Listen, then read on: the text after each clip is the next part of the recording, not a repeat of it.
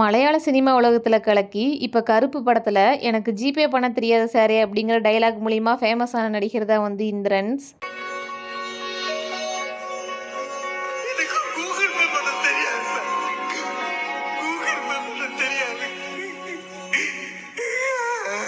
சாதாரண தையல்காரராக வாழ்க்கையை ஆரம்பித்த இவர் காஸ்டியூம் டிசைனராக 23 படத்தில் வந்து ஒர்க் பண்ணியிருக்காரு. இவர் மார்ச் 16ஆம் தேதி 1956 வருஷத்தில் வந்து பிறந்திருக்காரு. இப்போ இவரோட வயசு வந்து 70. சிங்கராக ஒரு பாட்டுமே வந்து பாடியிருக்காரு. 11 சீரியலில் வந்து நடிச்சிருக்காரு. மலையாளத்தில் இது வரைக்கும் 487 படங்களில் வந்து நடிச்சிருக்காரு. மலையாளத்தில் 487 படம் நடிக்கிறது அப்படிங்கிறது சாதாரண விஷயம் இல்லை. மலையாள உலகத்தில் சூப்பர் ஸ்டாராகவே வந்து இருந்திருக்காருன்னு வந்து சொல்லலாம். இந்திரன்ஸ் அவர் மலையாளத்தில் நடித்து வெளிவந்த 5 பெஸ்ட்டான படம், மக்கள் மனசில் அதிக அளவில் பேசப்பட்ட படமாக இருக்கிற 5 படத்தை பற்றி இந்த வீடியோவில் பார்க்கலாம். ஃபஸ்ட்டு படம் 2022 வருஷத்தில் வெளிவந்த ஹோம். இந்த படத்தில் அப்பா கேரக்டரில் வந்து நடிச்சிருப்பாரு. இந்த படத்தில் 2 சீனில் அவரோட நடிப்பை ரொம்பவே அழகாக வந்து காமிச்சிருப்பாரு. ஃபஸ்ட்டு சீனில் வந்து ஒரு சண்டை வந்து நடக்கும். அந்த சண்டையில் எந்த ஒரு டைலாகுமே இவருக்கு பேசுறதுக்கு வந்து இருக்காது. இவரோட எக்ஸ்பிரஷனாலே பல விஷயங்களை வந்து புரிய வச்சுருப்பாரு. ரெண்டாவதாக லெட்டர் எழுதுகிற சீன் மாதிரி ஒரு சீன் வரும். அந்த சீன்லேயுமே ரொம்ப நல்லா வந்து நடிச்சிருப்பாரு. ஹோம் படத்துக்காக இவருக்கு நேஷ்னல் இன்டர்நேஷ்னல் அவார்டு எல்லாமே வந்து வின் பண்ணியிருக்காரு. கண்டிப்பாக நீங்கள் இந்த படத்தை இது வரைக்கும் பார்க்கல அப்படின்னா இவரோட நடிப்புக்காகவே கண்டிப்பாக இந்த படத்தை வந்து பார்க்கலாம். ஒன் டைம் வந்து பாருங்கள். ரெண்டாவதாக வந்த படம் 2018 வருஷத்தில் வந்த ஆர் ஒழுக்கம். இந்த படத்தில் பப்பு பிஷாரெட்டி அப்படிங்கிற கேரக்டரில் வந்து நடிச்சிருப்பாரு. இந்த படத்தோட கதை என்ன அப்படின்னா, சின்ன வயசில் அவரோட பொண்ணு வந்து காணாமல் போயிருப்பாங்க. ஒரு கட்டத்தில் அவங்க பொண்ணு உயிரோடு இருக்காங்கன்னு வந்து இவருக்கு தெரிய வருது. அவங்க பொண்ணை ஆசையாக போய் பார்க்கும்போது அவங்க பொண்ணுக்கு இவங்களை பிடிக்காமல் இவங்களை அவாய்ட் பண்ணுவாங்க. கடைசியில் என்ன நடக்குது அப்படிங்கிறத இந்த படத்தோட கதை. இந்த படத்தில் இந்திரன்ஸோட நடிப்பு ரொம்பவே நல்லா இருந்துச்சு. அவங்க பொண்ணு காணாமல் போயிருக்கப்போ ஒரு எக்ஸ்பிரஷன் வந்து கொடுப்பாரு. அவங்க பொண்ணு இருக்காங்கன்னு தெரிஞ்சதுக்கப்புறம் ஒரு மனசில் திருப்தி வர ஒரு எக்ஸ்பிரஷன் வந்து கொடுத்துருப்பாரு. திருப்பி அந்த பொண்ணு இவர் அவாய்ட் பண்ணும்போது இந்த கேரக்டராகவே வந்து இந்த படத்தில் வந்து வாழ்ந்திருப்பார். மூணாவது படம் 2020 வருஷத்தில் வெளிவந்த அஞ்சம் பத்திரா. இந்த படத்தில் குட்டி ரோல் தான் வந்து பண்ணியிருப்பார். ஆனாலுமே படம் பார்த்துட்டு வர நமக்கு இவரை பற்றி பேசக்கூடிய அளவுக்கு இவரோட நடிப்பு வந்து இருந்துச்சு. ஜெயிலில் ஒரே ஒரு குட்டி சீனில் வந்து இந்த படத்தில் வந்து நடிச்சிருப்பார். நாலாவது படம் 2022 வருஷத்தில் வெளிவந்த உடல். இந்த படத்தில் குட்டி சாயான் அப்படிங்கிற கேரக்டரில் வந்து நடிச்சிருப்பார். இந்த படத்தில் குடும்ப தலைவராக வந்து நடிச்சிருப்பார்.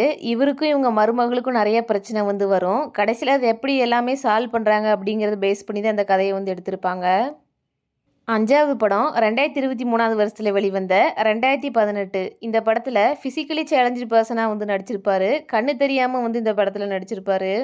இந்த படத்தில் ஒரு வில்லனாக வந்து நடிச்சிருப்பாரு. நம்ம இப்போ ஒரு படம் பார்க்குறோம் அப்படின்னா கடைசியில் ஹீரோ ஹீரோயின் இவங்க 2 பேருமே வந்து சேர்ந்துருவாங்க. ஆனால் இந்த படத்தில் ஹீரோ ஹீரோயின் இவங்க 2 பேரையுமே கிளைமேக்ஸில் சேர விடாமல் பண்ணவரே இவராக தான் வந்து இருப்பார்.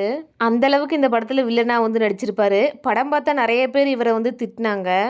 ஒரு நெகட்டிவ் கேரக்டரில் நடிக்கிறோம் அப்படின்னா நல்லா பண்ணியிருக்காங்க அப்படிங்கிறதுக்கு அர்த்தமே பார்த்துட்டு வர மக்கள் வந்து அவரை திட்டுவாங்க.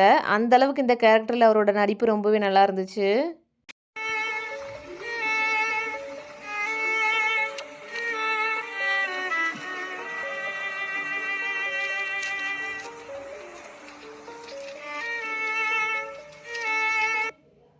மலையாளத்தில் 487 படம் நடிக்கிறது அப்படிங்கிறது ஒரு சாதாரண விஷயம் இல்லை. ஒரு பெரிய ஹீரோவால் மட்டும்தான் அதை பண்ண முடியும். அப்படிப்பட்ட ஒரு நடிகராக வந்து இந்திரன்ஸ் வந்து இருந்திருக்காரு. இவர் தமிழில் 4 படத்தில் வந்து நடிச்சிருக்காரு.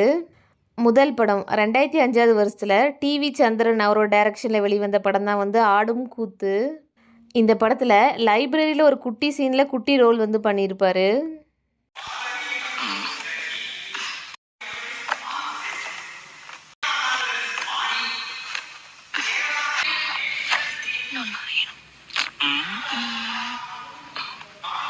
என்ன மாதிரி புத்தகங்கள் எல்லாம் நீங்க விரும்பி படிப்பீங்க?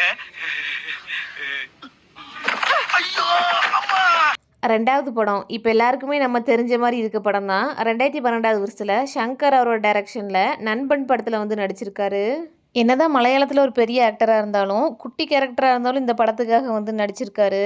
மற்ற மொழிகளில் பெரிய ஸ்டாராக இருந்தாலும் மக்கள் மனசில் அவங்களுக்கு அங்கீகாரம் கிடைக்காத இருக்க நிறைய பேரை சங்கர் அவரோட படத்தில் வந்து யூஸ் பண்ணியிருக்காரு. அதில் இவரும் வந்து ஒருத்தர்.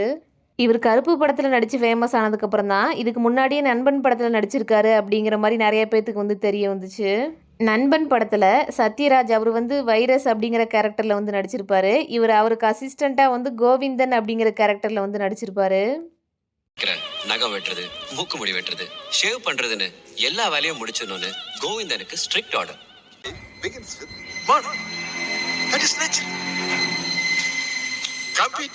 மூணாவது படம் 2018 வருஷத்தில் ஜே சசிகுமார் அவரோட டைரக்ஷனில் வெளிவந்த படம் கேணி. இந்த படம் மலையாளம் தமிழ் 2 மொழிகள்லையுமே வந்து இருக்குது.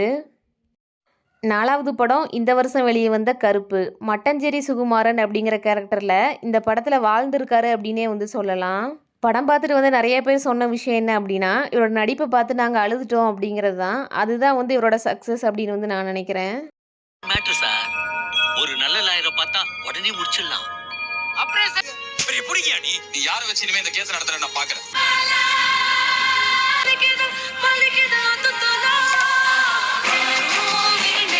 இந்த படம் நடிச்சதுக்கு அப்புறம் தான் இப்படி ஒரு ஆக்டர் இருக்காரு, மலையாளத்தில் இவர் இவ்வளோ படங்கள் பண்ணியிருக்காரு, இவ்வளோ அவார்டு வாங்கியிருக்காங்க அப்படிங்கிறதே வந்து தெரிய வருது. நடிகர் சூர்யா அவர் இந்திரன்ஸை பற்றி என்ன சொல்லியிருந்தார் அப்படின்னா, இவரோட நடிப்பை பார்க்குறக்கே ஆச்சரியமாக இருக்குது. ஒரு சீனில் இவர் நடித்தார் அப்படின்னா இவரோட நடிப்பை யாராலையுமே வந்து அடிச்சுக்க முடியாது, எதையுமே எதிர்பார்க்காத ஒரு நல்ல நடிகர் அப்படின்னு வந்து சொல்லியிருந்தாரு. நான் பார்த்து இன்ஸ்பயர் ஆனது வந்து நம்ம சார் தான், இந்திரன் சார்.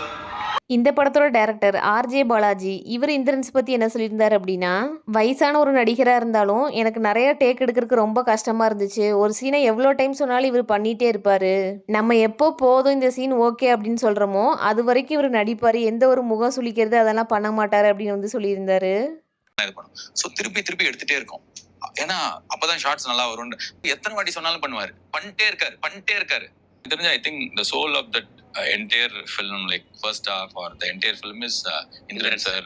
அவர் கொடுத்த இன்டர்வியூலையுமே மலையாள சினிமாவை விட தமிழ் சினிமா வந்து ரொம்ப பெருசு, தமிழ் சினிமாவை நான் மதிக்கிறேன், நான் தமிழில் படம் பண்ணணும் அப்படின்னா நிறைய விஷயங்கள் கற்றுக்கணும் அப்படின்னு வந்து எளிமையாக சொல்லியிருக்காரு. தமிழ் படங்கள் எல்லாம் நம்மளுக்கு பயங்கர மதிப்பாக பெரிய சினிமா. ஹிந்தி தமிழ் எல்லாம் பெரிய சினிமா தான். மலையாளம் நமக்கு குഞ്ഞി ஸ்டேட் இல்லையா, கூப்பிடணும். പക്ഷേ பயம் அதுதானே போகல. நம்ம அம்மா மாதிரி லாங்குவேஜ் தமிழ் நமக்கு எடுத்தக்கூடாதுன்னு நினைச்சு இப்போ தமிழ் படம் பார்த்துட்டு இருக்க நம்மளுமே மலையாளம் மற்ற மொழியிலுமே நிறைய படங்கள் வந்து பார்க்க ஆரம்பிச்சிட்டோம். மலையாளத்தில் ஒரு நல்ல படம் பார்க்கணுன்னு நினச்சிங்க அப்படின்னா இந்திரன்ஸ் நடித்த இந்த 5 படமுமே நல்லாயிருக்கும், ட்ரை பண்ணி பாருங்கள். மலையாள சினிமாவில் சாதாரண நகைச்சுவை நடிகர் அறிமுகமாகி இப்போ தேசிய விருது பெற்று சிறந்த கலைஞராக வந்து உயர்ந்திருக்காரு. தனது எளிமையான தோற்றத்தாலும் இயல்பான நடிப்பாலும் கடின உழைப்பால் ரசிகரோட மனசில் தனக்கென தனி இடத்தையே வந்து உருவாக்கியிருக்காரு. இது வரைக்கும் இந்திரன்ஸ் நடித்து வெளிவந்த படங்களில் உங்களுக்கு எந்த படம் பிடிக்கும்? இவரை பற்றியும் இவரோட நடிப்பை பற்றி நீங்கள் என்ன நினைக்கிறீங்க அப்படிங்கிறத வந்து கமெண்ட்ஸில் சொல்லுங்கள். உங்களுக்கு இந்த வீடியோ பிடிச்சிருந்துச்சு அப்படின்னா இந்த வீடியோக்கு ஒரே ஒரு லைக் பண்ணி நம்மளோட சேனலை சப்ஸ்கிரைப் பண்ணிக்கோங்க.